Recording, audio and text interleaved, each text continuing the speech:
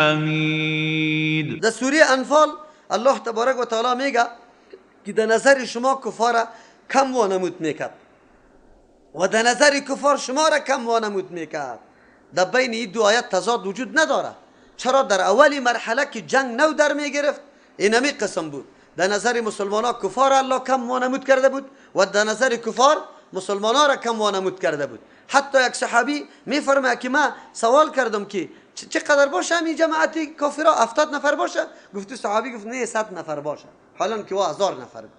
اما زمانی که جنگ در گرفت، اونجا که شمشیر ایمان دیگه کارگر شد، اونجا که مسلمان ها همینطور شیروار حمله میکرد با ایمانی خود، اونجا کافر فکر میکرد که یا میگفت زمین و زمان کلش مجاهد کرد، کلش صحابه است، مردم دنیا را مردم گرفته. کفار همینطور میباشه در میدان جنگ. 4 فیر شما باور بکنید در نزدیکا در یک جای کسی قصه کرد از یک جنگ در یک جای 40 نفر بودن او قوای خیلی بزرگ با طیاره رفته بودن. لیکن مردم فکر میکرد که لا و لشکر امی کو و زمین کلش فیر است، حالا که 40 نفر. اینطور است. الله تبارک و تعالی رعب در قلب کافر میندازه. تو ایمان داری، روشنی ایمانی تو آنقدر میتابه که دیگه کافر تاب مقاومت نداره. تو اسلحه قوی داری. قرآن امور میگه داخل الامر کفار آنقدر مرعوب شد که پرسان نکو. والله یؤید بنصره من یشاء. نقطه در اینجاست. پیغمبر علیه السلام تنها به خاطر قافله رای قافله را می گرفت. قافله قریش بود، رفته بود، ولی پس کاروان تجارت خود در شام انجام داده بود، پس می آمد در مکه. پیغمبر علیه السلام بسیار زیرک بود در این مسائل. او آنقدر مهارت در مسائل جنگی داشت که پرسان نکو. او پیغمبر علیه السلام می فهمید که ستون فقرات اهل مکه اینمی کاروان تجارتیشان است. اگر ای در دست ما بیاید دیگه این مردم از پا میفته. چرا؟ به خاطر که یک قوم، یک ملت زمان سر پا استاد میشه که امکانات مادیشان قوی باشه. در هر مرحله که آواز بدی و میگه هر چیزی ما آماده است، ما در جنگ تیار هستیم. پیغمبر فکر کرده بود که اگر این قافله در دسترس ما قرار بگیره، چون سرمایه بزرگ کل قریش در شریک است، این مردم مکمل دیگه از پا میفته، امکانات مادیشان ختم میشه. ببینید در نظام مقدس اسلام تنها طور نیست که یک کافر را بکش، راههای مختلف تقویت کافر را تو باید خنثی بسازی، از بین ببری. راه اقتصادشه این را باید درک بکنی، بلکه به طریق آسان. خودم در جنجال و تکلیف نپرتو، اما راههای اکمالاتیش بسته کن. شما چی آگاهی داره که روسا چرا شکست خوردن؟ تنها بر روی جنگ شکست خوردن؟ نه خیر. دو امر روسا را شکست داد. یک امر ای که راههای اکمالاتیشان در هر جای قطع شد. کاروان وقتی که از روسیه حرکت میکرد در کابل 2 دانه موترشان مواد خوراکیش نمیرسید. دره به دره میتور تیت شده میرفت. مجاهدین گرفته رایی بود. یک موضوع. دوم، لشکرش مردم آموخته کرد به فروختن ارج. هر فوجی روسی و هر جنرال روسی یک چیز قوچاقبری کلان جور شده بود. نه اسلحه برای روسیه ما، نه تیل، نه هیچ چیز. خودشان معامله میکرد. وقت خبر میداد مجاهدین روسیه از پا افتاد از اقتصاد، ضربه خورد، دیگه تاب مقاومت نآورد، نیروی خود در کشیدن کرد. امروزم این جنابایی که فعلا در افغانستان قرار داره یا مواجه به شکست میشه. چرا؟ به خاطری که اقدر تاب مقاومت نداره. یا فکر میکردن 1 سال ما میریم اونجا کمی چی میشه. حالی که میایه هنوز یا بسیار زیرک هستن، امی لشکر خود، فوجای خود قطعی مردم نمیمانن که مراوده بکنن، نشست و برخاست بکنن. اگر یا را بگذاره یا ما مخته میشه به میگه، یا می نمیطور شکست میخوره. خو یا خیلی هوشیار هستن، از اون جنگا تجربه گرفته. اصلا یک لشکر کمر اقتصادیش از بین ببر، بعد از اون لشکر خود به خود از پا افتاد.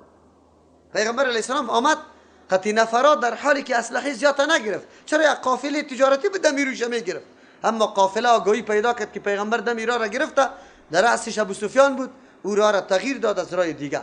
لیکن قبل از اینکه یا تیر شو از کمین پیغمبر صلی الله علیه وسلم نفر روان کرده بود. در این طور حالت روان کرده بود که کرته را در سر شتر سرچپه سوار شده بود، کرته خود بالا کرده بود و چیغ میزد. در او زمان کدام امری خطرناکی که پیدا میشد اینی طور معامله میشد. به یک صدا کل اهل مکه جمع شدن و خبر برشان رسیدم که قافلهشان کمین زده میشه. چون شریک کلی همی مردم بود، یک نفرم باقی نماند، یا خود شریک شد در جنگ یا نفر کیرا کرد.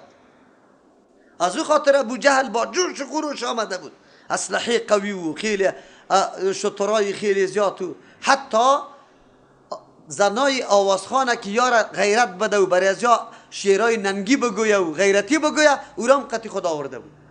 زمانی که ابو سفیان خود از کمین خطا داد، اول روی کرد به ابو جهل که ما خو رفتیم دیگه، بیای شما پس بگرده. گفت ما که این جشن خدا در چشمه های بدر جشن نگیریم، پس رفتنی نیستیم. الله که مقرر کنه مرگی کسی را در کدام جای، سبب و وسیلهش هم پیدا میکنه که چه قسم میره. یا این قدر با جوش و خروش در اون چشمه های بدر رفتن که ما ایره پیروزی و کامیابی خود جشن میگیریم که قافله از کمین پیغمبر خطا خورده. لیکن خبر نبود که کمین اصلی که الله مقرر کرده در سوره انفال برای ما و شما میه که اونجا الله میگه مسلمانان دل نادل بود، نمیخواستن با این نبی نیروی خیلی بزرگ مقاومت بکنه، اما الله اسباب مهیا کرد، قافله را او طرف خطا داد و امین لشکری که بی سر و سامان بود با یک لشکر مجهز روبرو شد. یک گپی بود که بالکل کس تصور نمیکرد که مسلمانان کامیاب شوند قطعا. ولی الله تبارک و تعالی چی میگه؟ در یک نقطه میگه والله یؤید، الله تایید میکنه بنصری توسط کمک خود من یشاء، کسی را که الله بخواه. خو الله کی را میخواه؟ اونجا قرآن خودش گفت که چیسته فئه تقاتل فی سبیل الله، کسی که در راه الله قیام میکنه الله او را حتما نصرت میده. نصرت الله مشخص است، علامش معلوم است که کی را نصرت میده. ما و تو به نام مجاهد خود دنیا را زدیم، چور و چپاول کردیم، ما تو را نصرت بده؟ چی رقم نصرت به ما و تو بده؟ نه، نصرت امو طایفه را میده که واقعا در راه الله تبارک و تعالی مبارزه میکنه. ان فی ذلک لعبرة لأولی الابصار، یقینا در اینمی پیروزی مسلمانا بالای کفار، با ای که مسلمانا بی سر و سامان، اسباب جنگش کم، افرادی مجاهدینش کم، اما در مقابل کفار در موقعیت خیلی خوب قرار داشتن، لشکر خیلی زیاد بود، ساز و سامان جنگیشان خیلی زیاد در مقابل مسلمانا. این فی ذلک، یقینا در پیروزی مسلمانا بالای کفار، لعبرة، عبرتی بزرگ است، لأولی الابصار، کسانی که صاحب نظر هستند. چشم اگه داشته باشه بعد از او حقیقتا را درک میکنه که اصل نصرت وابسته به اسباب نیست، نصرت وابسته به کمک کیست؟ الله تبارک و تعالی است. الله کی بخواه کسی را نصرت میکنه. زین للناس حب الشهوات من النساء، چی چیز از جهاد آدم من نمیکنه؟ چی چیز است که انسان نعوذ بالله فرفته میسازه و در بدر میسازه؟ اسباب غفلت الله در اینجا بر ما بیان میکنه. 6 چیزه توسط این چیزا غفلت میآید و انسان از خیلی کامیابی ها و میدان کامیابی باز نگاه داشته میشه. حالان که مؤمن باید بصیرت داشته باشه. در اول برات گفت لأولی الابصار، کسی که نظر حق بین داره، واقعیت ها را در نظر میگیره، او مردم برش درس است. از همون خاطر او مردم فرفته زن نیست، فرفته مال نیست، طلا و نقره نیست، اسب و زراعت و ایگا پای خود نیست و همیشه امری که در پیشش میآید او را حتما به نظر خوب دقیق مطالعه میکنه که ای برم فایده است یا ای برم ضرر است. سطحی نظر نمیکنه. سطحی نظر انسان از کامیابی بزرگ میگذاره. مثل که اینجاست یک تعداد مردم 2 روز زندگی آرام خود با اهل و اولاد خود اینی را بسیار هدف اصلی زندگی خود قرار داده، غنیمت میدانه. از او خاطر از جهاد چی میکنه؟ شانه را خالی میکنه، پت میکنه، خدا اولادم میمانه دیگه چیست. پیش یک عالم مجاهدین رفته بوده، از پیشش فتوا طلب میکرد که چی کنیم، چیسته مولوی صاحب چطور هستم جهاد؟ گفت من نان و نفقه اولاد چطور کنم؟ الله اکبر. عجیب عالم بود. این صحابه نان و اولاد نداشتن و نان و نفقه نداشتن. در اینجا نان و نفقه اولاد خیلی چیسته، یعنی که جهاد. البته جهاد 2 مرحله داره. یکی جهاد که حالت فرض عین میشه. فرض عین در 2 صورت میشه. یکی که امیر مسلمانا نفیر عام اعلان بکنه که کسی باقی نمیمانه، حرکت کنه. یکی که جبهه مجاهدین مسلمان در مقابل کافر کفایت نمیکنه، کمزور است. در 2 صورت جهاد فرض عین است. اینجا ضرورت به اجازه پدر مادری گپا نیست، کلگی میره. جهاد اگر در مرحله فرض کفایی باشه، گروه مجاهدینی که در مقابل کفار قرار داره بالکل توانمندیش داره، دفع کرده شانه، در این صورت یقینا برای تو ضرورت هم نیست و تو برو چیست نان و نفقه تا پیدا که برای اهل و عیاله. قرآن در اینجا درسای خیلی عظیم در این موارد میده. کدام است؟ اول خود قرآن میگه زین للناس، مزین کرده شده برای مردم، اینجا تنها برای مؤمنان نیست، عام انسان ها مزین کرده شده برای مردم، حب و شهوات، محبتی چیزای شهوات، من النساء، محبت خواهشات، شهوات خواهشات میگه آن چیزی که نفس تقاضایش میکنه، من النساء از زنا، والبنین از بچا، والقناطیر المقنطره از خزانه هایی که از مالایی که خیلی زیاد باشه، من الذهب از طلا، والفضه از نقره، والخیل المسومه از اسبایی که خیلی نشاندار باشه، والانعام از چارپایای دیگه، والحرث کشتزار. محبت ازی در قلب مردم نهاده شده. زینه، تزیین ازی کی کرده؟ کی مزین کرده ایره؟ الله تبارک و تعالی. چرا؟ این کلش ضرورات زندگی انسانی است. الله که انسان پیدا کرده، در فطرت انسان محبت این چیزا را گذاشته. اگر محبت این چیزا نباشه خب باز این دنیا تعمیر نمیشه. اگر ما تو محبت قتیمال نباشیم بریم کمایی کنیم دیگه کلگی در خانه نشسته همونطور جان میده. اگر محبت زن نداشته باشی اولاد از کجا پیدا شود؟ خانه چطور آباد شود؟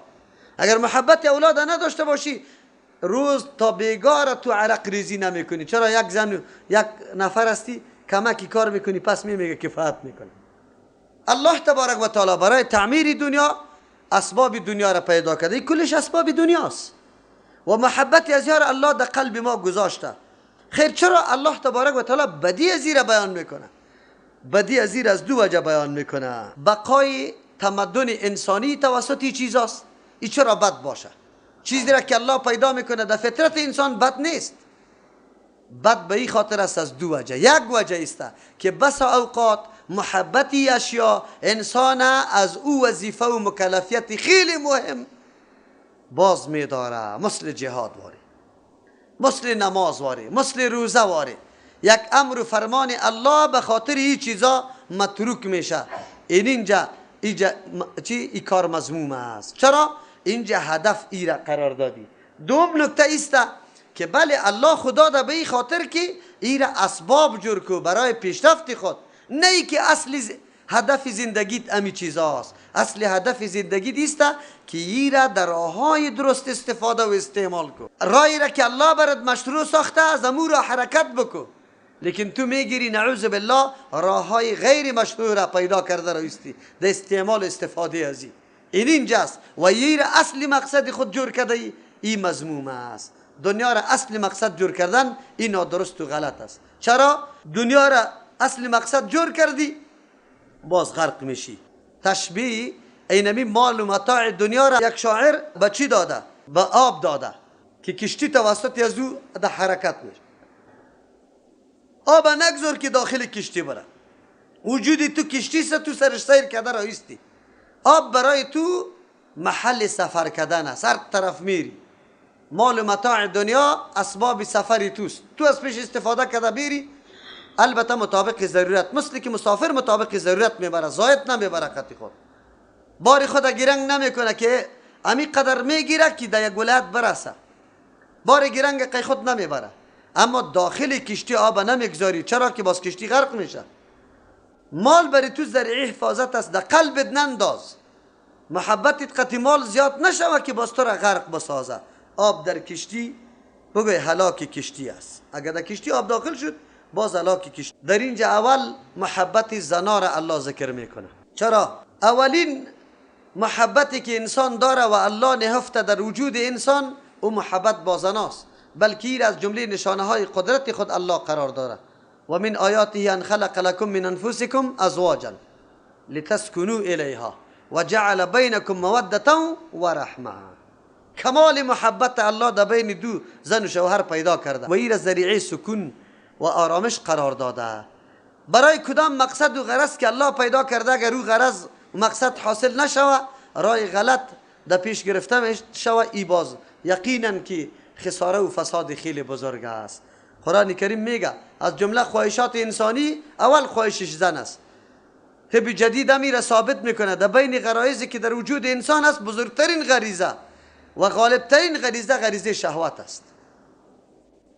غریزه شهوت است که حتی انسان وادار میکنه که خود میبینی به چشم که من میرم در دار سنگسار میشم، لیکن بازم آماده به او کار هستی. او را خود چی میکنی؟ بعضی بچه و بعضی دخترها صرف به خاطری که دلش فریفته شده با یک بچه با یک دختر، زمانی که موانع در راهشان پیدا میشه ازدواجشان نمیشه خودکشی میکنه. عجیب گپ است. حالی امو انسان است. حالی امی دختر تن امی یک نفر بود، دیگه در جهان نفر وجود نداره، چرا خودکشی میکنی؟ او بچه دیگه دخترای وجود نداره، اما یک دختر است. لیکن امی محبت شهوت یارا در سرحد میرسانه که یارا دیوانه میسازه، یارا بی خود میسازن، بیهوش میسازن، نمیتونه تفکیک، نمیتونه حیات خدا برباد میده. سعی میکنی که خدا غرغره کرده، خدا سوختانده. چرا؟ والا مرا در فلانی نمیده، پدر و مادرم. سعیسته که تو خود دلت رفته خود نمیده، شده میتونه در این امتحان بزرگ الله. گناهگار پدر و مادرت است. اگر صلاحیت داشته باشه مو آدم تو را نمیده، گناهگار پدر و مادرت است، خصوصا صلاحیت دین. اگر نه که پدر و مادرت است تو خیلی هوشیار است. سعیسته که بچه از روی بگوی کشوفشش خیلی زیباست، اما از نگاه دین، از نگاه اخلاق، از این که مفسد کس دیگری نیست. تو دختر این مصالح درک کرده نمیتونی، تو بچه این مصالح درک کرده نمیتونی که امو دختری که تو خواهش میکنی. پدر و مادر خیلی درک دقیق داره. از او خاطر در این صورت باز تو ملامت هستی. اگر بچه متدین است، سازگار است واقعا، او تو هم محبت از نگاه دین قطش داری، پدر و مادر مانع میشه، اونجا گناه از پدر و مادر است. خب بازم اگر مانع ازدواج تو شد خودکشی نکو، خودکشی نکو، شاید امی خیر باشه برات. یا ایسته که تو امی رنج میکشی الله برات اجر میده، ثواب برات است. چرا خودکشی میکنی؟ محبت غریزه جنسی قوی ترین غریزه است. از همون خاطر انسان ده نعوذ بالله ده دیوانگی میرسانه. والبنین ده دوم مرتبه محبت اولاد است. اینجا بنین بچه را ذکر کرد، مراد از پیش دخترام است. خود چون که مردم تمایل و محبت خیلی زیاد قطعی بچه ها داره، قرآن کریم بچه را ذکر کرده.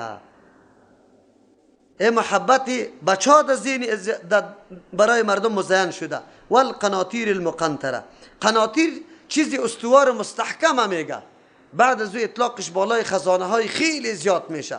از او خاطر در روایات تفسیر کسی 1000 دیناره، کسی 12000 درهمه، کسی یک پستگاه پر کردنه. نه، مراد از این خزانه هایی که المقنطره از ذخیره شده باشه، یعنی مال خیلی زیاد.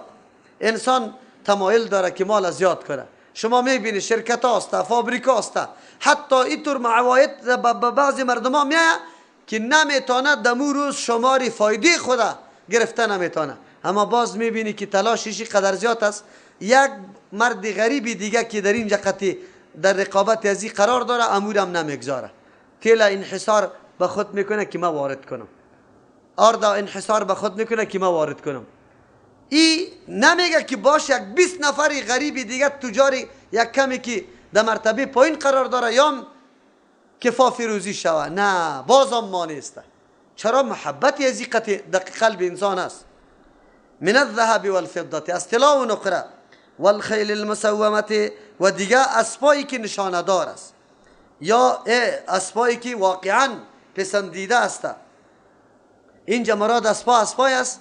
اسب 3 قسم اسب است. یکی اسبی است که به خاطر جهاد نگاه میکنی، اونجا دیگه تو ثواب است، بلکه حتی در روز قیامت امو سرگین و چیشم بر اعمال طول میشه.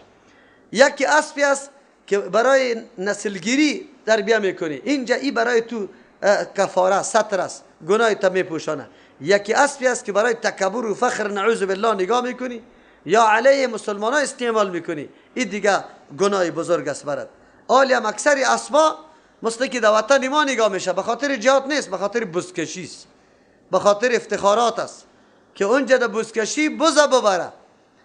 این اسبا اونطور نیست که باز ملاها میگه که والا قماندان صاحب الله برات اجر بده. اسبا خیلی ثواب داره. ملا صاحبی طور نگو اسبا خیلی ثواب داره. اسبی که برای جهاد نگاه میشه ثواب داره. اسبی که برای لهو و لعب است که مردم چی میکنه؟ مصروف میساز از نماز جمعه، او اسب یک دم گناه کبیر است. مردم در نماز جمعه نمیره، در فلانی جای بوسکشی است. اسب هم از کی است؟ از فلان خان است. نه او طوری اسبا نه. والانعام والحرث، دیگه چارپای مواشی، شتر است، گوسفند است، بز است، گاو است. والحرث، کشتا. کلی از یا محبت الله در قلب و در فطرت انسان گذاشته. هر کس میل بین می چیزا داره. علی میل خو فطری است، الله انداخته. چرا گناه باشه؟ نه گناه نیست. الله تبارک و تعالی اشیایی است که ما زندگی را پیش ببریم، خو لیکن اصل هدف یار قرار ندیم. اگر اصل هدف یار قرار دادی، اینی جاست که حالت خراب شد. اصل هدف کی قرار داده بشه؟ اینجا از آن دیگر داده میشه. اینجا تو دکانداری تا ترک نمیکنی، اینجا دیوالی تا ترک نمیکنی، اینجا آب دادن کشت و زراعتی تا ترک نمیکنی، اینجا دفتری تا ترک نمیکنی. معلوم شد که اصل مقصد ای را قرار دادی، در حالی که اصل مقصد زندگی معرفت الله که مقرون با عبادت الله باشه، به اطاعت الله باشه. این اصل مقصد زندگی است که انسان دمو درجه خود میرسانه.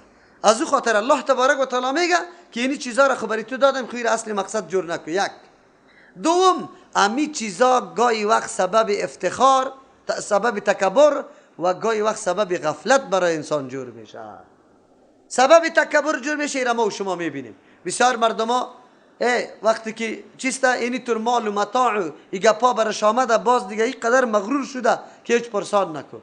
از او خاطر در قصه آخرت توی گپا نیسته. میگه کل ناز و نعمتم برابر است، من دیگه در نماز چی ضرورت دارم؟ نمازی کسی بخونه که حاجت داره، من حاجتم پور است. امروز اکثر عبادات ما برای حاجات است، برای حاجت است. دختر نماز میخونه که فلانی بچه ختم نکاح کنه، بچه نماز میخونه که فلانی دختر. عبادت برای الله بکنی، دعا بکنی که الله چیزی خیر است برام نصیب بکنی.